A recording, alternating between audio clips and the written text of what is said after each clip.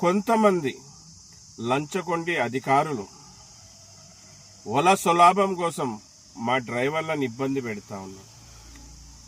ఓల లాభం కోసం ఓనర్లని కష్టం పెడుతున్నాడు. డ్రైవర్ని ఓనర్ని చాలా ఇబ్బంది పెడుతున్నాడు. ఇబ్బంది ఏమనేది మీ అందరికి కూడా తెలిసిన విషయమే. ఊకే అవి లేవు ఇవి లేవు అనుకుంటా అనవసరంగా లంచాల కోసం డబ్బుల కోసం డ్రైవర్లను ఇబ్బంది పెడతాను.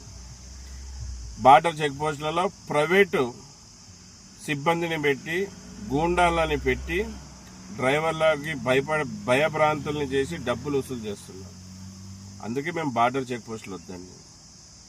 మళ్ళీ డ్రైవర్ అన్నారా, చూడండి, చూసి కొన్ని తెలుసుకోండి.